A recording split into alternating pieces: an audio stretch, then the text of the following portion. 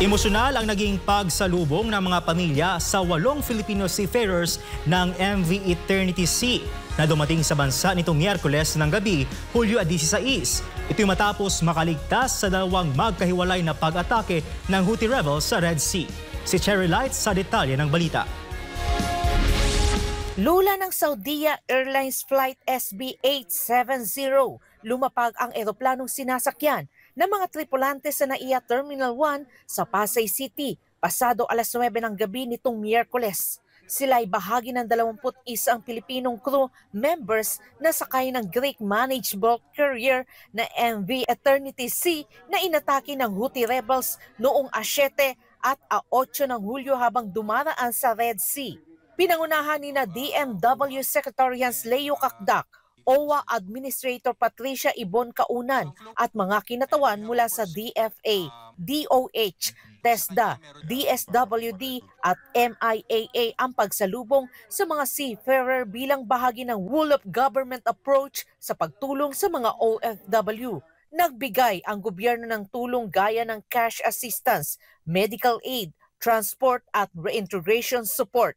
Ayon kay OWA Administrator Kaunan, kabilang sa mga ibinigay na tulong ang Action Fund mula sa DMW, Emergency Repatriation Fund ng OWA, Medical Assistance mula sa DOH, Transport Support mula sa DOTR, NNIC at Reintegration Assistance mula sa TESDA at iba pang kasapi ng National Reintegration Network.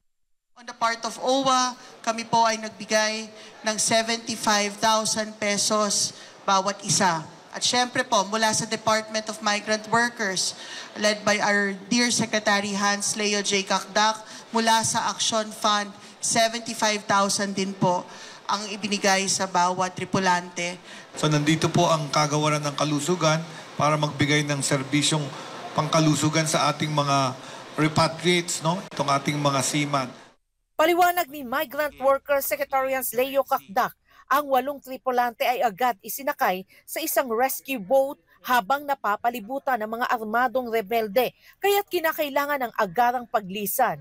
Gayunpaman, tiniyak ng pamalaan na patuloy pa rin ang ginagawang pagtugis at pakikipag-ugnayan upang mahanap ang 13 pang tripulanteng nawawala.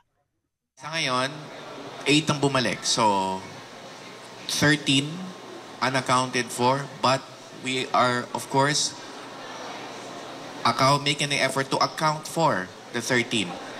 At this stage, hindi ko lang mabigay ang detalye. But what I can tell you is that we are in constant communication with the 13 families and we're providing them the information as they come in on a day-to-day basis.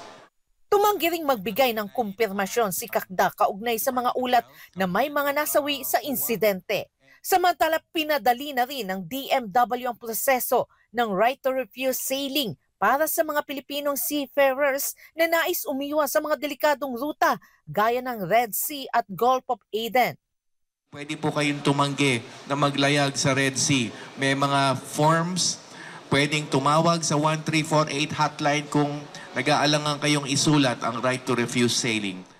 Para sa Diyos at sa Pilipinas kung mahal, Cherry Light, SMNA News.